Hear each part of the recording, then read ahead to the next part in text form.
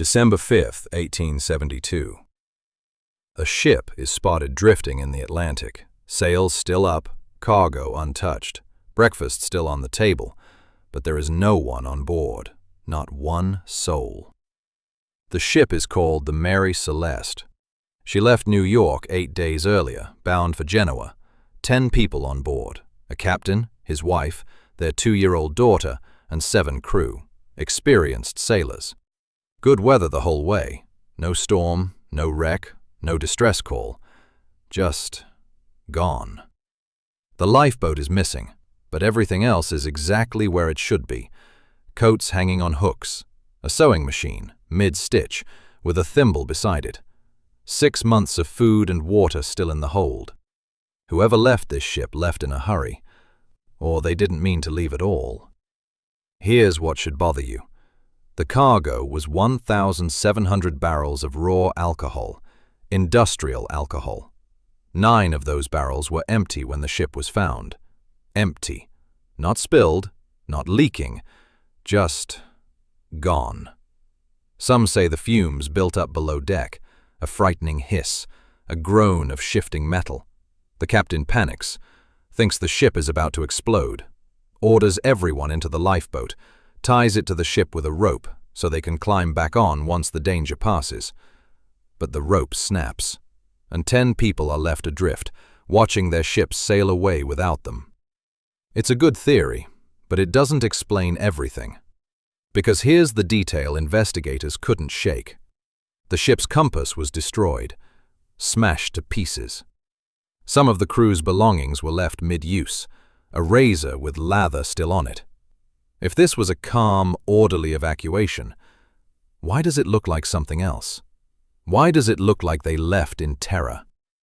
Let's talk about the man who found her. Captain David Morehouse. He was sailing the same route, and here's the detail that's kept conspiracy theorists busy for 150 years. He knew the missing captain, personally. The 2 men had dined together the night before both ships set sail. Some records even suggest they were friends. So when Morehouse spotted the Mary Celeste drifting, no flags, no signals, sails half set and flapping loose, he didn't hesitate. He sent men aboard. And what they found, according to the ship's log, was a vessel that had been abandoned in an instant. Was that a coincidence? 2 captains, same route, same week. 1 ship arrives. 1 ship disappears into legend. Investigators at the time wondered if Morehouse knew more than he let on. Was there foul play? Insurance fraud? Mutiny, dressed up to look like mystery? No evidence ever tied him to it. But the question never fully died either. Now here's where it gets stranger.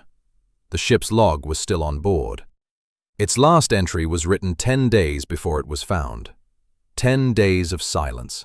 No final message, no mayday, just numbers, coordinates, routine notes, and then nothing. Whatever happened, happened fast. Fast enough that no one had time to write it down. For decades, the story picked up passengers of its own. Rumors of a blood-stained sword found on board, whispers of sea monster sightings nearby, even a claim completely fabricated, written decades later, that the crew had been murdered. That story was fiction. It was written by a young author trying to make a name for himself. His name was Arthur Conan Doyle. Yes, the man who created Sherlock Holmes. He turned a real tragedy into a ghost story, and the public believed it. For over a century, people quoted his fiction as fact. The truth got buried under the legend. So what actually happened? Modern investigators lean toward a chain of small failures. A leaking hull, maybe from a recent storm. Alcohol fumes building in the cargo hold. A frightened captain, unsure if his ship was seconds from exploding. A hasty, desperate decision to get everyone into the lifeboat, and then the one mistake that sealed their fate. The rope connecting the lifeboat to the ship gave way, or was cut in a moment of panic. Either way, the wind picked up. The Mary Celeste sailed on without them, and 10 people were left behind in the middle of the Atlantic, with no ship, no land, and no way to call for help. They were never found. Not their bodies, not the lifeboat, not a single trace. The ocean simply closed over them, and the ship that killed no one sailed on to become the most famous ghost ship in history. Here's the unsettling part. We built a legend around a mystery that might have a mundane answer. Fumes, fear, a broken rope. No monsters, no mutiny, no murder. Just people making a desperate call in a moment of panic and being wrong. That's what makes it worse, somehow. Not that something monstrous took them, but that they might have taken themselves off a perfectly safe ship into an ocean that never gave them back. The Mary Celeste wasn't cursed.